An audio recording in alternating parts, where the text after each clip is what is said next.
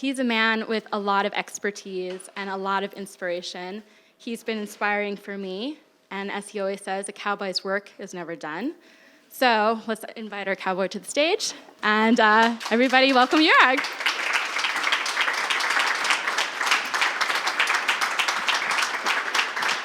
Thank you, Rachel.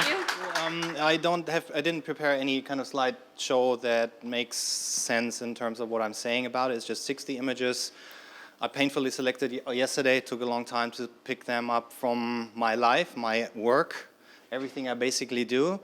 And it just runs in the background. It also gives me a feeling of time because all these slides run 30 seconds. So I know when I'm at 55, I have to start with the topic and stop introducing myself. And so you have to find some images in there that relate to what I'm talking about. Some won't, but most of them will. And the very first one is a special one. That's why I asked you to stop this one. This is a photo you'll never see again, except, of course, on the video and forever on the internet. I've never shown this. It's very old. It's from 1992. It's actually me painting the very first real Muse in my life. My wife of today and of that time, and that's in Halle.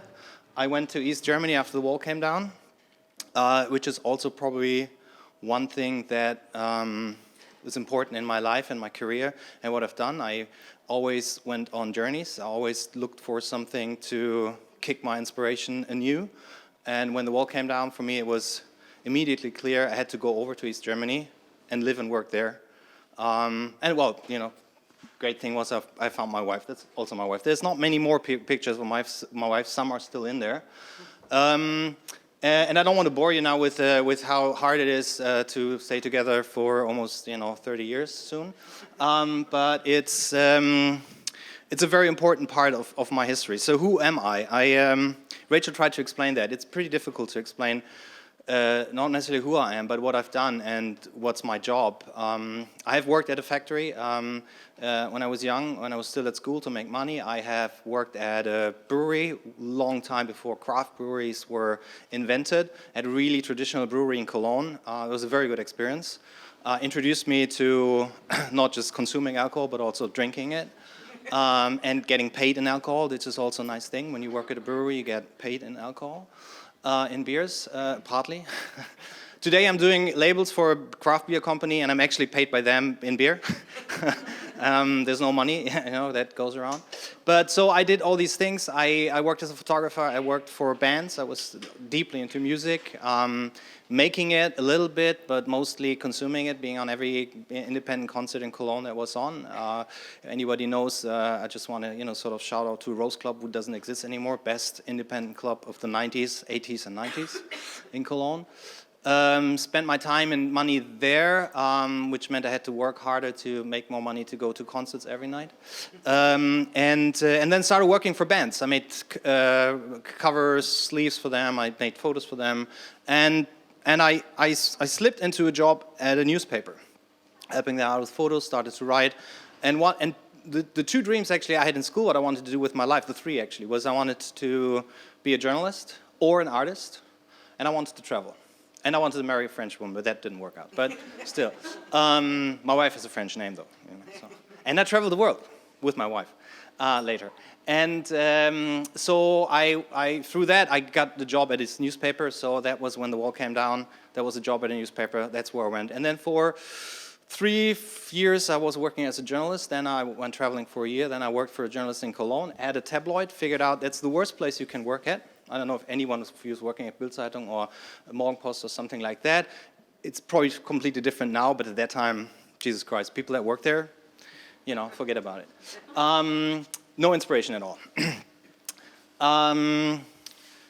Then I started to work at a company that created online content for a French company very early, like in '96. I worked with a friend of mine who was there. He was the creative director. He was an Australian artist. We opened a small agency together, which was called Killer Canoe. And because both of us were exhibiting artists, he was not exhibiting in Germany, but he was exhibiting in Sydney, where he came from before, and Adelaide in Australia.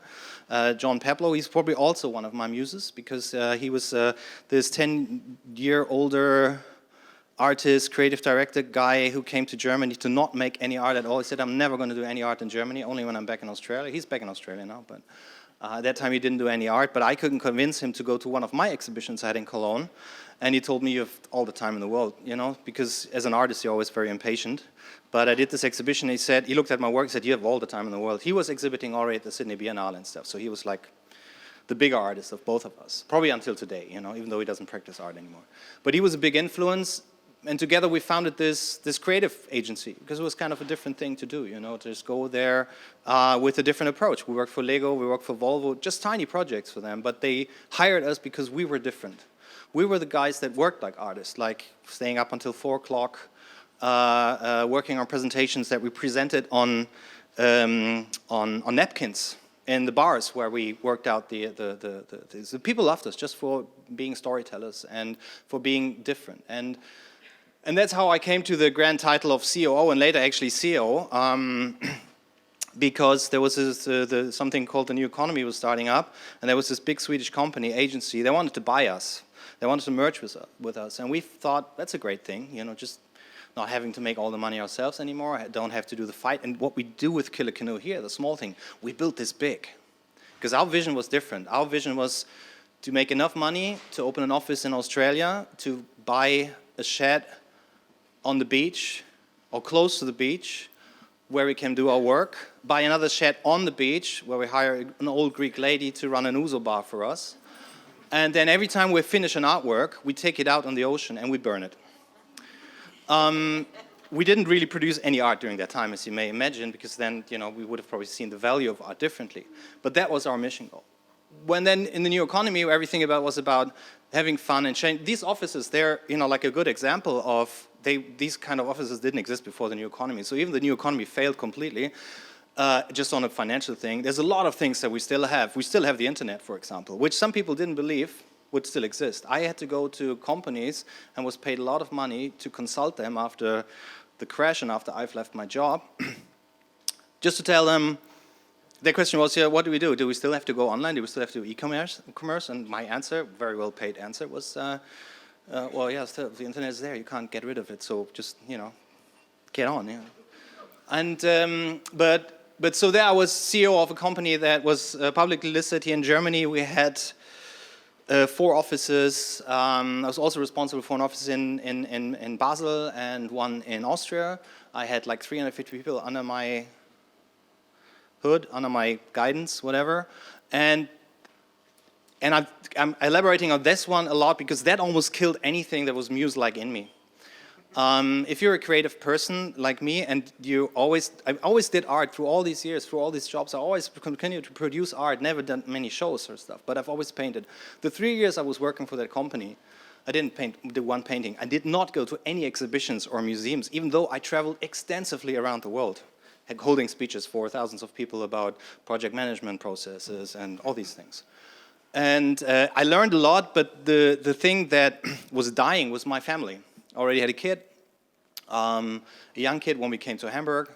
And this job killed my relationship with my wife completely because I was always on the road. There's always something very important to do for me, always, all the time.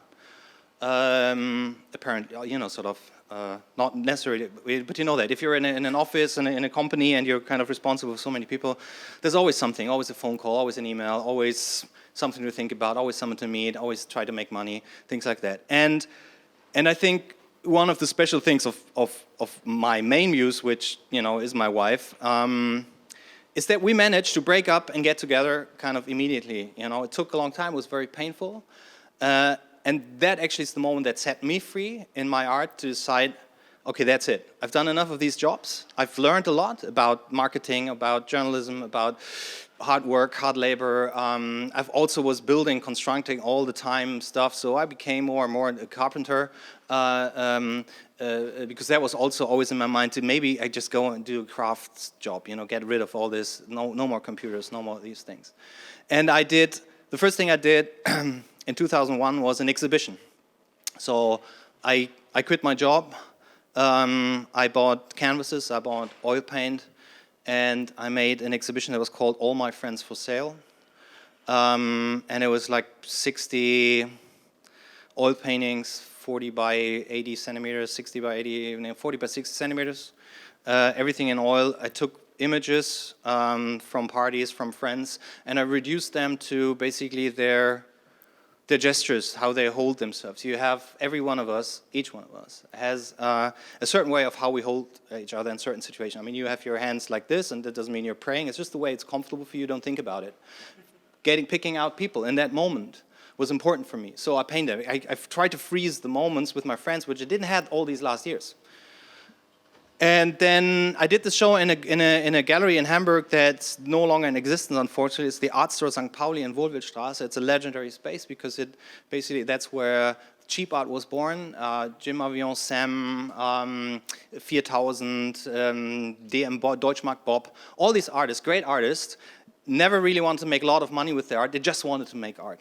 That's an inspiration as well. If you look for a muse, like 4000, Thomas Egler, the artist that I've met there then, who was exhibiting there, still a very good friend of mine. And every time he comes, I feel totally inspired. Not just, I don't have to go off and make a new artwork, but he's an inspiration for me. He's the best painter I've ever seen. And this may not be true.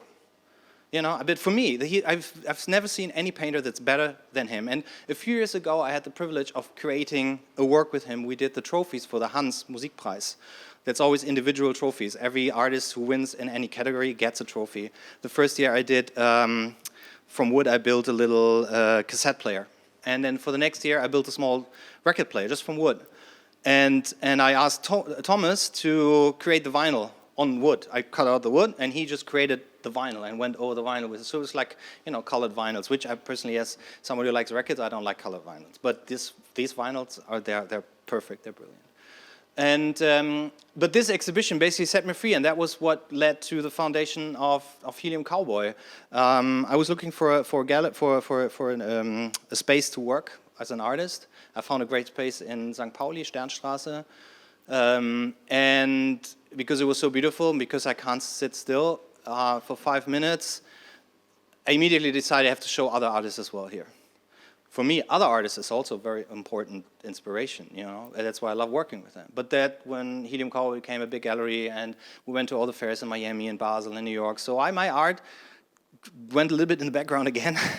And that's where I came up with Alex Diamond. And just in the beginning, you saw one image, the one with my wife when we're standing there and I look like a pimp. There's the first incarnation. There's the first incarnation of Alex Diamond. That's not how I looked during the day. But when I did this show, Alex Diamond, the first Alex Diamond show, I thought I make the series I was making. Is a very important show. It was the first exhibition in that space, in my new space. Well, it was the second with my work, but it was the first time when I had really time in that space, because the space is also important, but you have to kind of conquer the room that you're working in. And it took me a while to figure that very particular space in Sternstraße out. So I did the series, and that was like, for me, it was a beautiful series. I don't know, looking back, it's terrible work, but that's also good. Going back to your work of early work, if you love everything you've done, then so you probably haven't really developed now, or it was really great. There's a lot of artists who did great work. I think in the beginning, my work was mediocre. So I did this exhibition, and there was always this sofa and different people on it, and and I altered it, and there was the collage that I made, and from which I painted these characters on the same sofa, like 10 large paintings all on the same sofa. But I had this little slide show where you could look through, like you saw the original. You had to make a decision: do I go and check out the original? Because then there's no way of return. You've understood what I was doing. The painting looked completely different. So I played with this. So I thought, it's a great idea to have somebody else. Who does this sofa belong to? There's going to be one image in there from a good friend of mine. His name is Mario, and he's still one of my best friends. And I have a farmhouse in the north now, and he just lives 2 kilometers from there. He was born there. We're getting closer and closer the older we get. But he was living next door at that time. That's how I met him. And in the morning, on our morning coffee, we picked out the name Alex Diamond on a website that, I don't know whether it still exists, but it was new then. It was called mypornname.com. So we had fun with that, and in the end, Alex Diamond stuck, because it's also, it's not gender specific, anything. And the show is called Alex Diamond's Strange Sofa. So I thought, okay, let me be Alex Diamond that night. just for the show. And I dressed up as a pimp, and my wife had the cowboy hat, and we had a band playing, and it was really good fun, and I was performing as, how this guy was, all these people come to visit his sofa. Figured out that evening is very difficult if the gallerist is performing that night and there's no gallerist on the floor to sell the works, but it still worked out in a way. And then this name stuck, and it's still stuck with me until today, even though now I'm Alex Diamond, aka Jorg Heikhaus, or Jorg Heikhaus, aka Alex Diamond. And I, where did you hide the numbers actually? On the computer. That's cool. I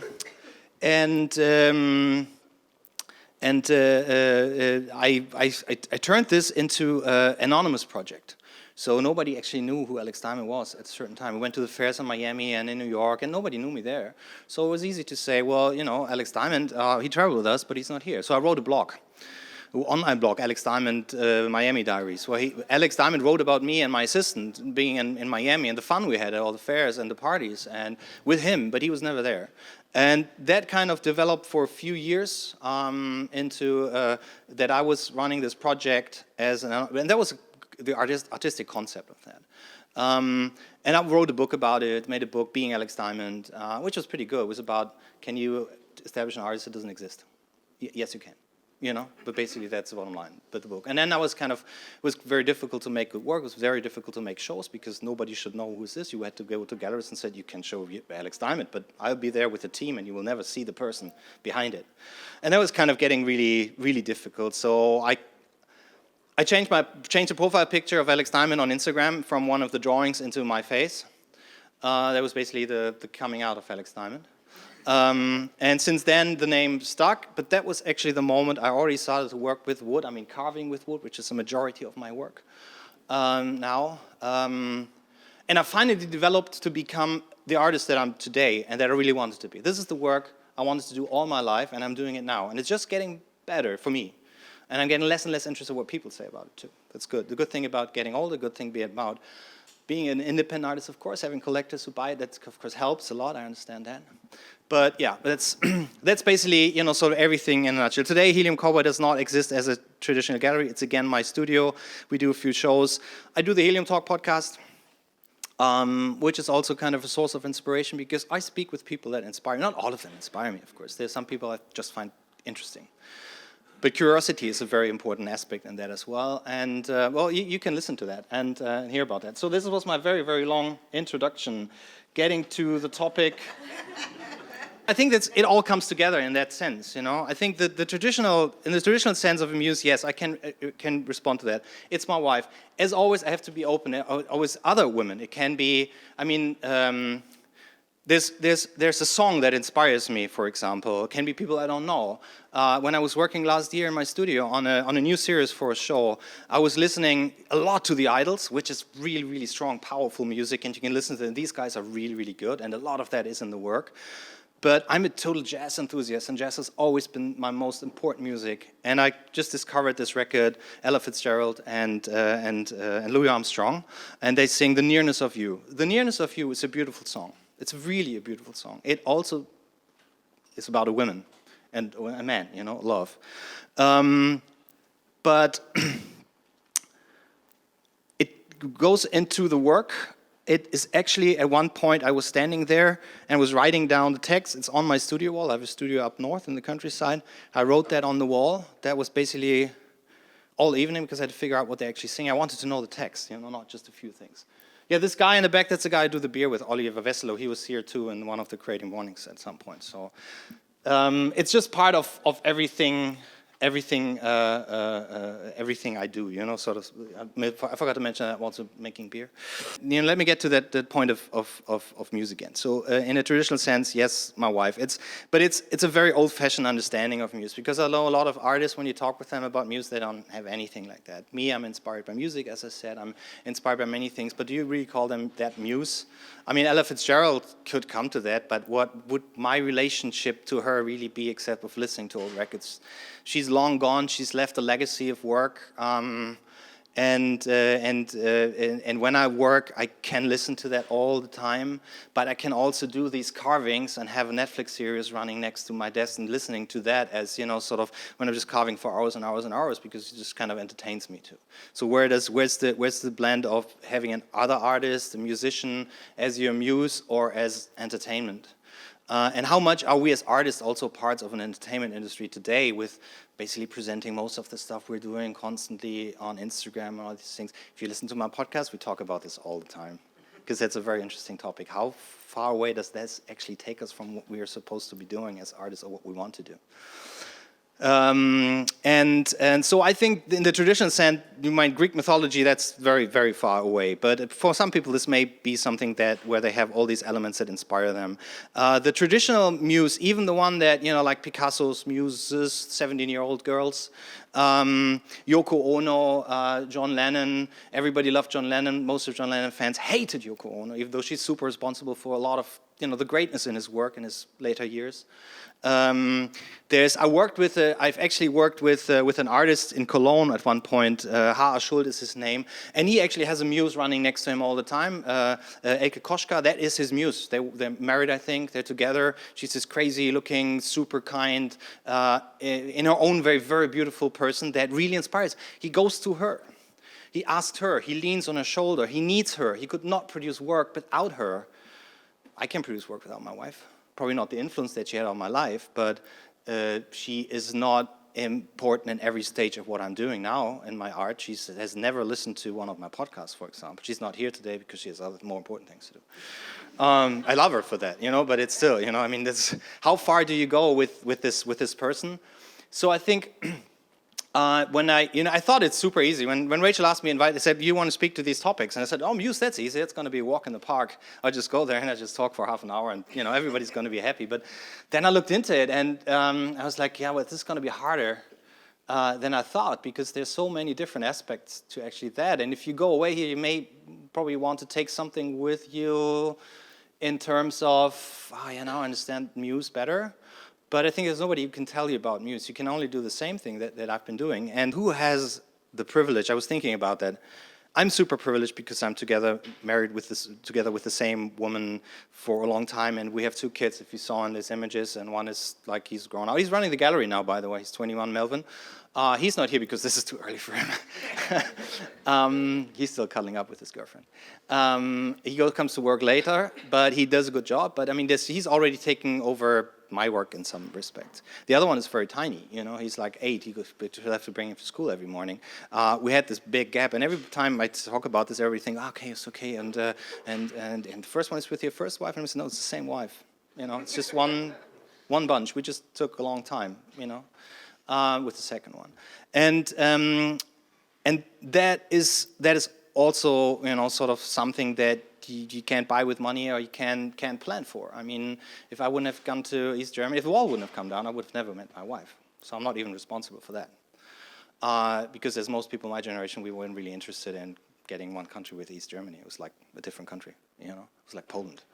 Everybody speaks German, but. Not everybody, but a lot of people spoke Russian too.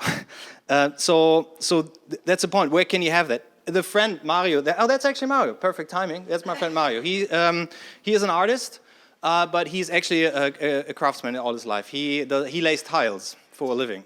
He is 55 years old, and his body has gone through a lot. If you're always on construction site for your whole life, but he loves to do art, very crazy art. I exhibited him in Hamburg with a show once. I think it's probably his last large show. Big show was called Note Art, because he's the Note Art. He made his car into this Note Arts car, emergency, rescue car, and just said he's the Note Art. And that was good fun. And he builds stuff. He builds motorcycles.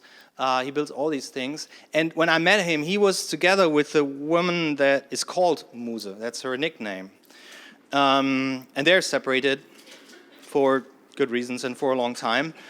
But in contrast to me or Muse, for example, who have been into tattooing since, 30 years, for a long time, Mario was not tattooed at all. He got one tattoo when he was in that relationship, and that spells Muse, M-U-S-E.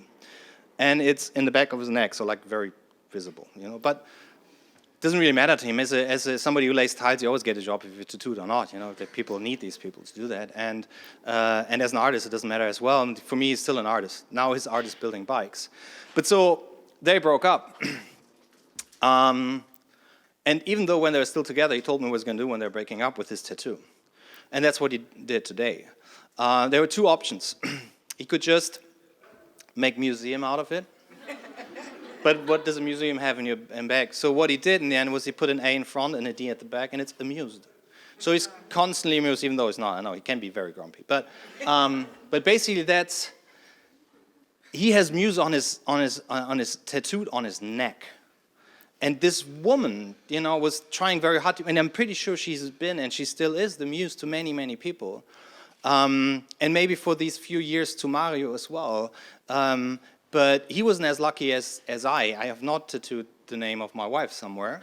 But I don't have to, So I think Muse can also, the things that this basically story tells, the person is one thing. It can be a person.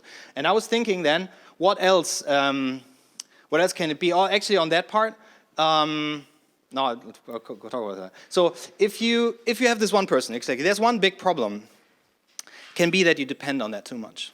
And I think one thing as an artist that you should not do is depend on anything. Depend on the opinion of others or one person alone. Have somebody to lean on, because as an artist we all hit that brick wall where nothing is happening, nothing's going on. You can't continue. You don't know what to do. You don't know where you're at. And now even if you're doing this for a very long time, there's no knowing if I will sell one more painting after today, if I will have any other exhibition next year, if I will be able to create any output that's worthwhile being shown. So you always have your own criticism that prevents that. And if you have one person that you depend upon, what happens when this person sort of lets you down, or is not there anymore, or is probably not the influence you need at that certain time in your life? Do you look for another person? So you try always to be dependent on a person. And as an artist, I think that can be very dangerous. It can be very helpful. In the case of Harald Schult and Elke Koschka, that's pretty fruitful, that's super. I met them really up close and personal, but they seem to work. But for me, that's also not an option. So I think also then, sort of the Muse in a digital sense is a female that, I don't know, is that still, up to date today? Does it have to be erotic relationship to somebody that inspires you? Or the chance or the idea of it? If your Muse is somebody famous, of course you can always think about how great it would be to have a personal sexual relationship with the person. But what does it mean for your art? And in that respect, men are far easier influenced by that. They made this one test. I know, have you heard of that test? They made a test. They gave people the job to write a story. One part of the group, they had to write a story about themselves to a person they wanted to meet over a dating site. This person was a beautiful woman or a beautiful man. And the others got a photo of a street. And they should write about that. With the men, it's like the ones, these letters, these introductions that write to the women, to this, sort of non-existing women, beautiful women. They were prosaic, they were beautiful, they're really strong. The text about the streets were just like, sort of garbage on paper. With the women, no difference. No difference. If they write about a street or about, to this man, they try to bring the best of their creative output on that paper. It's probably not, sort of a very thorough test, but they made this, I think, with 40 people. It was an agency, actually, that did that. So yeah, that's old-fashioned. That doesn't work. I think one element that's important, and then we have to close, is your environment. I think that's something that you have to look upon as an artist. Where are you? How are you? How comfortable do you feel? And if you feel comfortable with getting away from everything and having no muse and nothing, just when I go to meet my friend Fergie, the tractor, that's actually in my house up north. That's where you see the tractor a lot. It's a place I can completely calm down. I don't have to listen to music. I like to turn it on, drive around, because the sound of that one's amazing. 70 years old, by the way. Still runs. so very climate neutral almost, for 70 years, I mean. Sports, as you can see, I'm a boxer, and this is like a picture of my family, except for my oldest son. He wasn't there, he was traveling. But this is my parents. It took me a long time to get to my parents, back to my parents, So when you're young, you have problems maybe, and you think differently, and that's also the house. Nobody has actually seen the house. I don't post it on Instagram. I don't post my little kid, and there's a lot of really, scarce people in there, photos in there. But no music, a campfire, unless I make the music myself. So getting away from everything, that for me today, where I'm now, that is really, really inspiring. And that is more important as a muse to me than anything else. If I don't know any further, I just, get in the car and drive 1.5 hours north and be there, just at this place. And take my tractor and drive it across the field. So I'm pretty sure I have not answered the initial question. And there's a lot of stuff on this paper here that I haven't even touched. But there's one last thing I want to say, and that's not about Muse. I want to thank you to Rachel and the whole team who did this and gave me the opportunity to think about this topic. As I said, I thought it's a walk in the park. I love to talk in front of people. But really coming to a point where you leave people satisfied with this topic, I don't think exists. So thank you, Rachel and the whole team for having me today.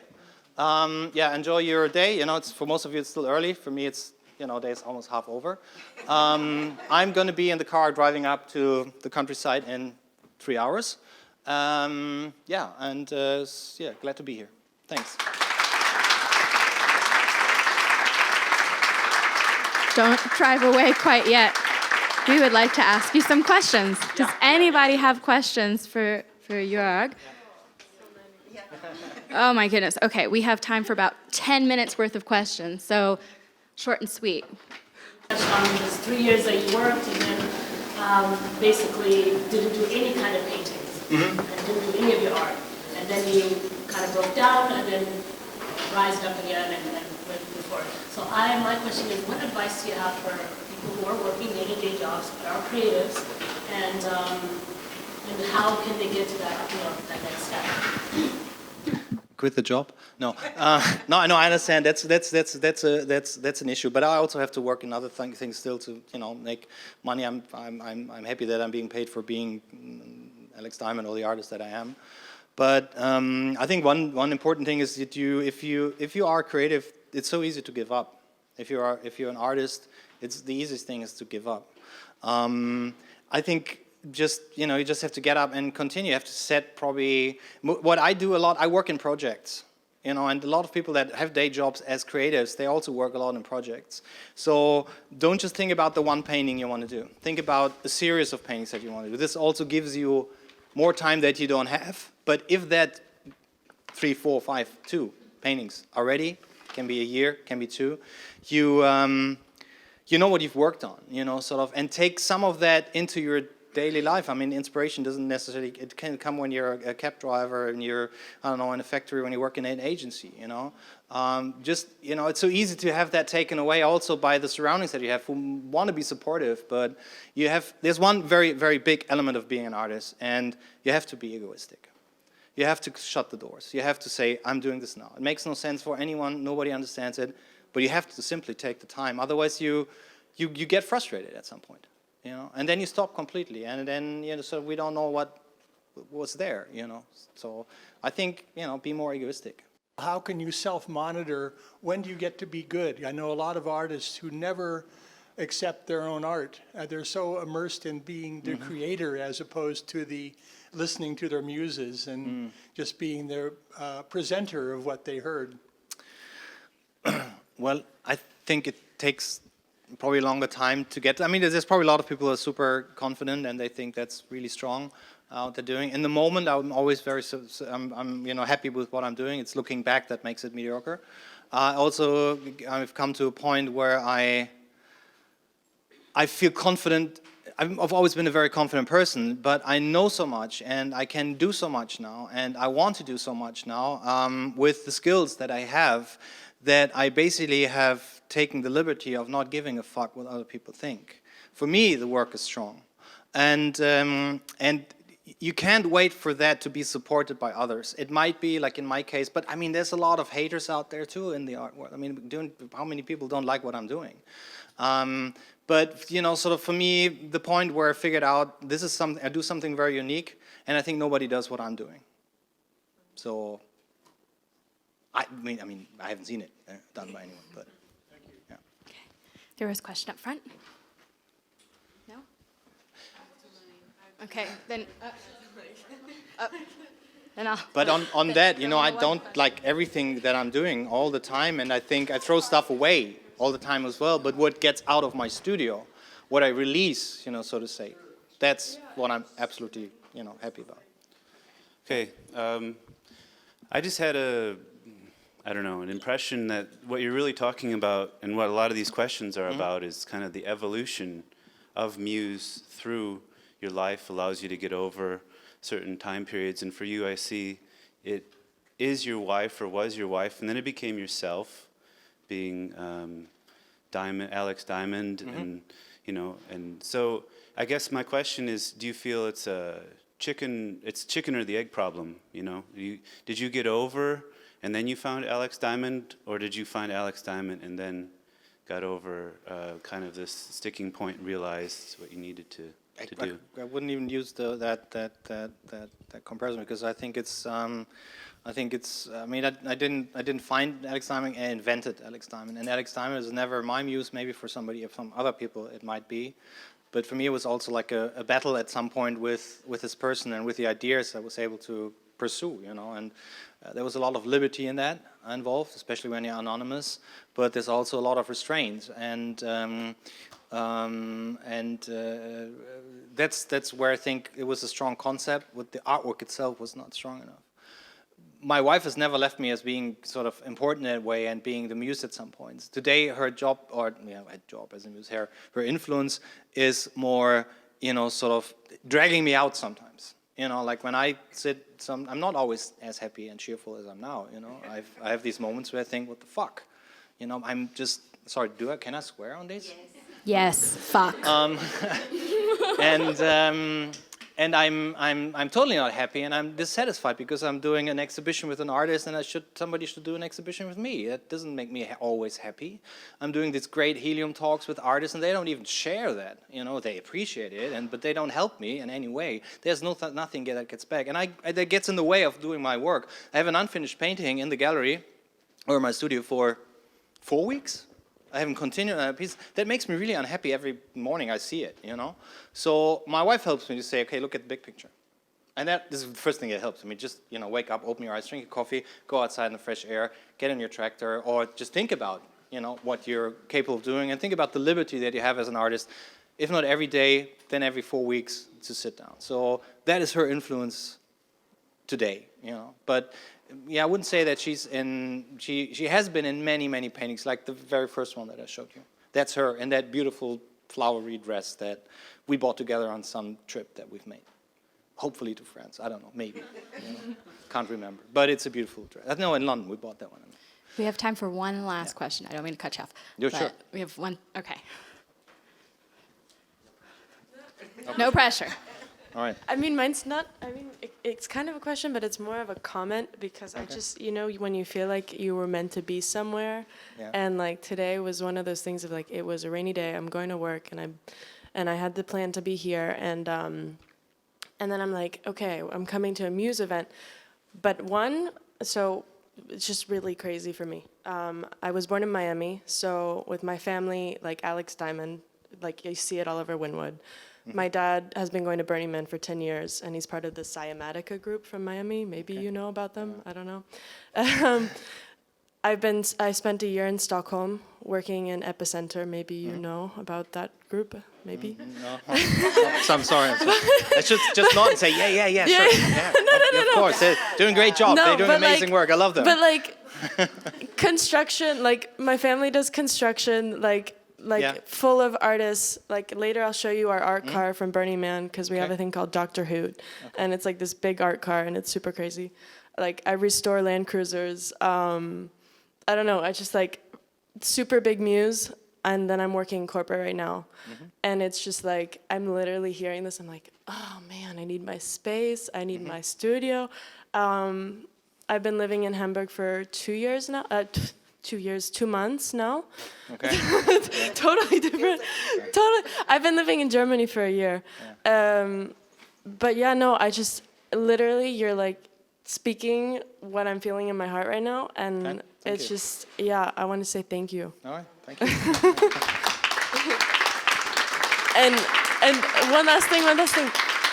You said you're leaving in like 3 hours, maybe just because I don't know what you're doing afterwards or anything, but I would really like to just like ask you questions about like finding spaces and like all these crazy. I'll be here until this Okay, closes, awesome. so, yeah.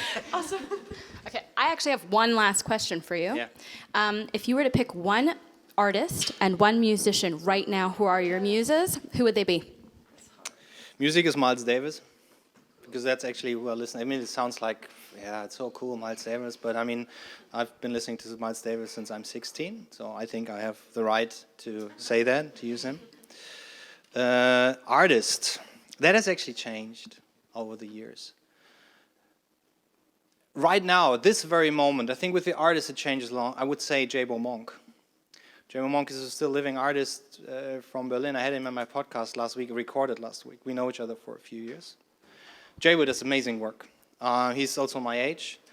And he is currently, for me, so inspiring because he's stepping back, he's making himself invisible. He's been super visible, he's been working, his art hangs on the walls of Alicia Keys and all these people. He's working very closely with the biggest modern art collectors, because Alicia Keys and her husband, Swiss Beats, they're some of the biggest young art collectors in America now. And he's retreating, he's stepping back. He still does his work, but he's not doing any exhibitions, he's not releasing artwork. I mean, the people who buy from him know how to find him, but I felt super inspired by him last week. And only yesterday he posted an image on Instagram, and I'm super jealous. He says, I'm taking a step back for a while. And that's an artist, his work is amazing, but also as a person, it's inspired me massively. And I think, you know, with art, it's very difficult to tell. There's one name, I can't give you one name. I'll give you many. That will do for now. Thank you so much, Jorg. Right. Thank you. And thank you all. We have to end with a flames. Everybody, have a very lovely creative morning. Thank you so much.